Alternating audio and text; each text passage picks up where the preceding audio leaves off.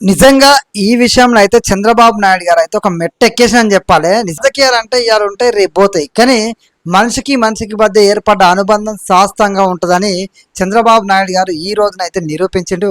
మనందరూ తెలుసు, గతంలో పవన్ కళ్యాణ్ గారు చంద్రబాబు నాయుడు గారు జైలుకి వెళ్ళినని చెప్పి అంత ఎక్స్పీరియన్స్ ఉన్న క్యాండిడేట్ ఆ ఏజ్లో ఆయన జైల్లో వేయడమేంది, ఇంత కక్ష సాధింప అని చెప్పేసి పవన్ కళ్యాణ్ గారు స్వయంగా చంద్రబాబు నాయుడు గారి దగ్గరికి వెళ్ళి ఎట్లయితే పలకరించిండో, చంద్రబాబు నాయుడు గారి కుటుంబానికి పవన్ కళ్యాణ్ గారు ఏ విధంగా అయితే భరోసా ఇచ్చిండో, అండగా నిలబడ్డాడో, అలాంటి సన్నివేశం ఈ రోజున చంద్రబాబు నాయుడు గారు పవన్ కళ్యాణ్ గారి యొక్క భుజానికి ముంబైలో శస్త్రచికిత్స జరిగితే స్వయంగా చంద్రబాబు నాయుడు గారు ముంబైలో పవన్ కళ్యాణ్ గారికి చికిత్స జరిగినటువంటి హాస్పిటల్కి వెళ్ళి పవన్ కళ్యాణ్ గారిని పరామర్శించి ఆ కుటుంబ సభ్యులతో, ఆయన సతీమణితోటి పవన్ కళ్యాణ్ గారితో మాట్లాడి పవన్ కళ్యాణ్ గారికి అయితే ధైర్యాన్ని ఇవ్వడం జరిగింది. పవన్ కళ్యాణ్ గారికి అండగా నిలబడడంతో పాటు నేనున్నాను అని చెప్పేసి ఒక నేస్తం లాగా, ఒక కుటుంబ సభ్యులాగా, నిజంగా చెప్పాలంటే అనుబంధం ఎట్లుంటుంది అనేది చూపించిన చంద్రబాబు నాయుడు అయితే నిజంగా ఈ విషయంలో చంద్రబాబు నాయుడు గారితో ఒక మెట్టు ఎక్కేసినని చెప్పొచ్చు.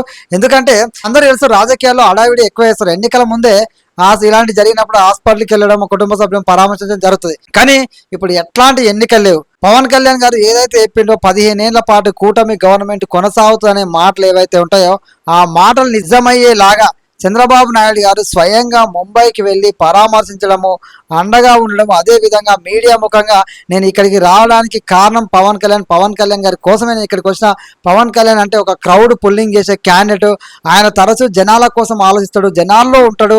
ఆ జనాలు కూడా ఎక్కువ మంది రావడం వల్ల ఆయనకి ఇబ్బంది కలిగి ఆయన మీద అభిమానాన్ని చూపుతూ ఉంటారు, ఆయన చెయ్యిని లాగుతూ ఉంటారు.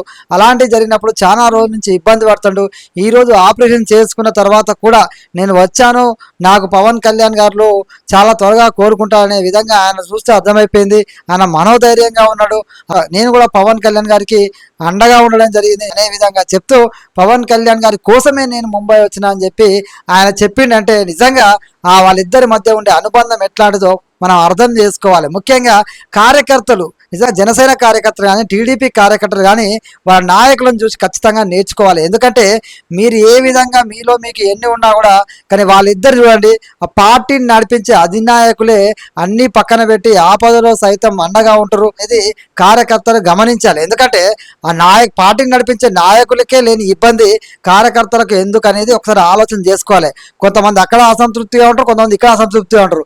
మధ్యలో పుల్లలు పెట్టే వాళ్ళు ఎప్పుడూ రెడీగానే ఉంటారు అనేది అర్థం చేసుకోవాలి. ఎందుకంటే ఈ రెండు పార్టీల మధ్య ఇలాంటి స్నేహం, ఇలాంటి అనుబంధం కొనసాగుతుంది. ఈ రెండు పార్టీలను విడగొట్టాలి అంటే ఇటు కార్యకర్తలే టార్గెట్ అవుతారన్న విషయం ఖచ్చితంగా ఇరు పార్టీల కార్యకర్తలు ఆలోచన చేయాలి. ఈ దిశగా అడుగు కూడా వేయాలి. అంటే కార్యకర్తల రూపంలో ఎవరో ఫేక్ ఐడీలు క్రియేట్ చేసో, లేదంటే కార్యకర్తల ముసుగులో ఉండి ఇరు పార్టీల మధ్య ఏదో ఒక రకంగా అలజడి క్రియేట్ చేయాలి, రెండు పార్టీలను విడగొట్టాలనే ప్రయత్నం చేస్తూ ఉంటారు. ఎందుకంటే ఇంత బలంగా ఉన్నప్పుడు వీళ్ళని విడగొట్టడం అనేది సాధ్యమా? అధినాయకులకే లేని బాధ కార్యకర్తలకు ఎందుకు అనేది కార్యకర్తలు ఆలోచన చేసుకోవాలి. ఎందుకంటే ఇంత బలంగా వాళ్ళు ఎందుకున్నారు? రాజకీయాల్లో కామన్ శాశ్వత మిత్రులు, శాశ్వత శత్రులు ఉండరు. కానీ రాజకీయాల్లో వీళ్ళు రాష్ట్ర అభివృద్ధి కోసం వాళ్ళ అన్ని పక్కన పెట్టేసి, నిజంగా చెప్పాలంటే ఒక కుటుంబ సభ్యుల్లాగా ఎలక్షన్స్ ముందు నుంచి ఇప్పటిదాకా చూస్తుంటే నారా లోకేష్ పవన్ కళ్యాణ్ గారు మా అన్న అని చెప్పేసి 100 సార్లు సభలలో చెప్తుండు. మరొక వైపు నా స్నేహితుడు పవన్ కళ్యాణ్ అని చెప్పేసి చంద్రబాబు నాయుడు గారు చెప్తుండు. చాలా రాజకీయ అనుభవం ఉన్న వ్యక్తి. చంద్రబాబు గారి అనుభవం రాష్ట్రానికి ఉపయోగం అని చెప్పి పవన్ కళ్యాణ్ గారు చెప్తారు. వీళ్ళందరికీ లేని బాధ పార్టీలను నడిపించే అధినాయకులు వాళ్ళు నిజంగా ఎంత క్లోజ్గా ఉంటారు, ఎంత అనుబంధంగా ఉంటారు. లోకేష్, చంద్రబాబు నాయుడు, పవన్ కళ్యాణ్ గారు వరకు క్లారిటీ ఉంది. 15 ఏళ్ల పాటు కూటమి గవర్నమెంట్ ఉంటారు. పవన్ కళ్యాణ్ ఉత్తగానే చెప్తాడు. దీని వెనకాల ఏముంది అనేది కూడా కార్యకర్తలు ఆలోచన చేసుకోండి.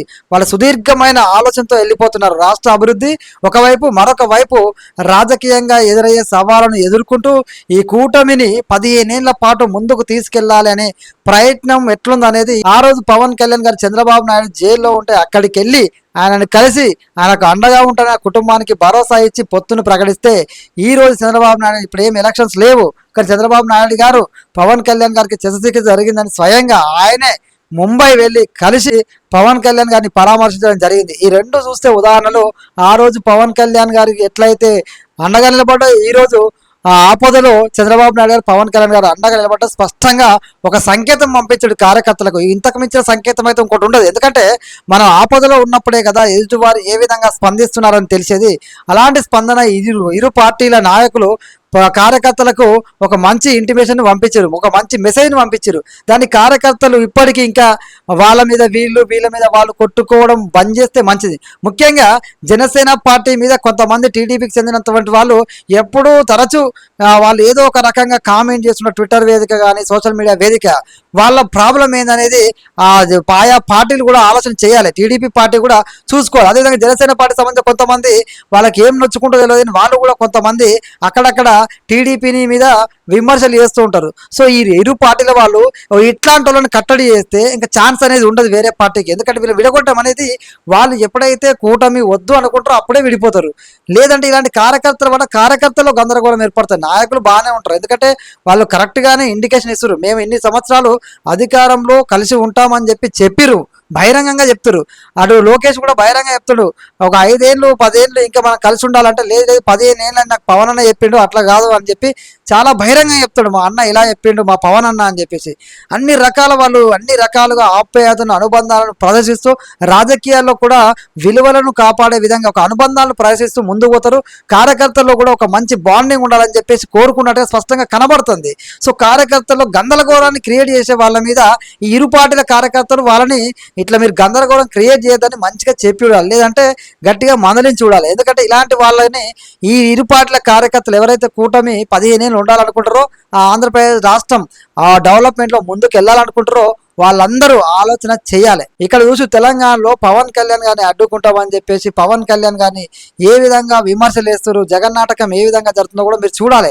ఎందుకంటే పవన్ కళ్యాణ్ గారిని తెలంగాణలో అడుగు పెట్టనియమని కొంతమంది సూడో మేధావులు సూడో సెక్యులర్ గారు మాట్లాడుతుంటే, మరొక వైపు చంద్రబాబు నాయుడు గారి మీద జర్నలిస్టుల ముసుగులో ఏ విధంగా అక్కడ మాట్లాడారు అనేది చూడాలి. ఎందుకంటే ఆంధ్రప్రదేశ్లో అసలు జగన్ గారిని ఒక్క మాట అంటలేరు, కూటమి గవర్నమెంట్ని విచ్ఛిన్నం చేయాలని చూస్తున్నారు. ఇది ఆలోచించారు, 2 రాష్ట్రాల ప్రజలు కూడా ఆలోచన చేయాలి ఏం జరుగుతుందని. ఒక రాష్ట్రానికి రాజధాని లేదని చెప్పి రాష్ట్రాలుగా అయిపోయినాయి, మళ్ళీ కలిసే ప్రసక్తి ఉండదు. 12 ఏళ్ళు అవుతుంది. అక్కడ డెవలప్మెంట్ చేసుకునే భాగంలో వాళ్ళు కూటమిగా ఫామ్ అయ్యి ఆంధ్రప్రదేశ్ రాష్ట్రాన్ని అభివృద్ధి పదంలో తీసుకెళ్తున్నారు. అది సెంట్రల్ గవర్నమెంట్కు మంచిగా ఉంటూ అండగా ఉంటూ కూటమి ఆంధ్రప్రదేశ్ను అభివృద్ధి దిశగా ముందు తీసుకెళ్తుంది. ఇలాంటి తరుణంలో కొంతమంది మళ్ళా ప్రాంతీయ 2 ప్రాంతాల మధ్య ఏదో చెలరేగే విధంగా ఎవరు జగన్నాటకం ఆడిపిస్తారో కూడా మన అందరూ తెలుసు. ఎందుకంటే మొన్నటికి మొన్న ఏదో ప్రెస్ మీట్లో మాట్లాడుతూ జగనన్న ఎల్లుండి వస్తున్న విషయాన్ని మీరు చూసిర్రు. సో అలాంటివి జరుగుతున్నాయి పరిణామాలు. చంద్రబాబు గారిని విమర్శిస్తారు ఇక్కడ, అదే విధంగా పవన్ కళ్యాణ్ గారి మీద లేనిపోని అభాండాలు పెట్టే విధంగా అయితే జరుగుతుంది. సో 2 రాష్ట్రాల ప్రజలు అయిపోయినాయి, రాష్ట్రాలు విడిపోయినాయి. అభివృద్ధిలో పోటీ పడాలి, అభివృద్ధిలో నెంబర్ 1గా ఉండాలి. కూటమిని విచ్ఛిన్నం చేయాలని తెలంగాణ వైపు నుంచి ఒక జగన్నాటకం ఏ విధంగా నడుస్తుంది, అదేవిధంగా అక్కడ కూడా కూటమిని విచ్ఛిన్నం చేయాలని ఏ విధమైన ప్రయత్నాలు జరుగుతున్నాయి, వాళ్ళు ఎందుకు అంత బలంగా ఉన్నారు అనేది కూడా ఆలోచన చేయండి. ఖచ్చితంగా సనాతన ధర్మం వైపు అడిగేస్తున్న పవన్ కళ్యాణ్ గారి మీద అనేక కుట్రలు జరుగుతున్నాయి. ఇంకా ఈ రావణుడిని అరెస్ట్ చేస్తే ఏ విధంగా రచ్చ చేస్తున్నారు అనేది కూడా చూడండి. మన దేవుళ్ళను మన దైవాన్ని చూస్తే కూడా అసలు కూటమి ప్రభుత్వాన్ని విచ్ఛిన్నం చేయడానికి ఎన్ని రకాలుగా కులాల మధ్య గొడవ పెట్టడం, మతాల ప్రస్తావన తీసుకురావడం, రావణ్ లాంటి రెచ్చగొట్టే విధంగా దేవుళ్ళ మీద కుసుగొల్పడం, ఇవన్నీ జరుగుతున్నాయి. ఇన్ని పరిణామాలు జరుగుతున్న వాళ్ళు ఆంధ్రప్రదేశ్ రాష్ట్ర అభివృద్ధిని కాంక్షిస్తూ ముందుకెళ్తున్నారు. ఆపదలో ఒకరికొకరు అండగా ఉంటున్నారు. ఇది కార్యకర్తలు ఇరు పార్టీల కార్యకర్తలు గమనించాలి. గమనించకపోతే ఖచ్చితంగా నష్టం జరిగే అవకాశం ఉంటుంది.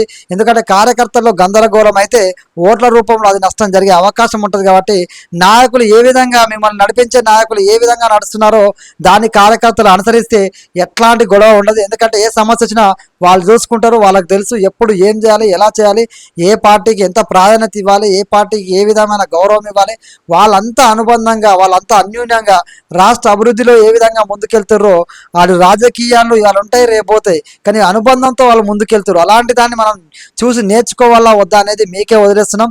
కార్యకర్తలు గనక ఈ నాయకులు ఏదైతే అనుబంధంగా ఉంటారో దాన్ని వీళ్ళు కూడా ఫాలో అవ్వకపోతే ఖచ్చితంగా రేపటి రోజున మీ మధ్యలో పుల్లబెట్టి మీ యొక్క కూటమిని విచ్ఛిన్నం చేయడానికి ప్రయత్నిస్తూనే ఉంటారు. కార్యకర్తల్లో విచ్ఛిన్నం చేయడానికి చాలా రకాల ప్రయత్నాలు చేస్తారు. కూటమిని విడగొట్టడానికి కూటమి కలిసి ఉంటే చాలా బలం ఉంటుంది. ఆ బలాన్ని విచ్ఛిన్నం చేయాలంటే కార్యకర్తల్లో గందరగోళం క్రియేట్ చేయాలి.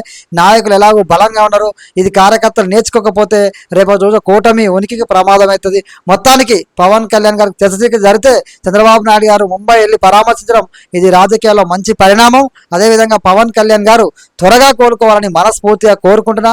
ఆయన త్వరగా కోలుకుంటాడు, ఎందుకంటే ఆయన కోలుకోవాలని కోట్ల మంది అభిమానులు ఎదురు చూస్తున్నారు. ఆయన గుండె బలం, ఆయన గుండె ధైర్యం కూడా అట్లాంటిదే. కాబట్టి పవన్ కళ్యాణ్ గారు త్వరగా కోలుకోవాలని, త్వరగా మళ్ళీ రాజకీయాల్లో యాక్టివ్ అయిపోవాలని చెప్పేసి ఆ శస్త్రచికిత్స భుజానికి ఏదైతే ఉందో దాన్ని త్వరగా ఉపశమనం కలగాలని మనస్ఫూర్తిగా కోరుకుంటూ మీ అభిప్రాయాన్ని కామెంట్లో తెలియజేయండి. జై హింద్, జై భారత్.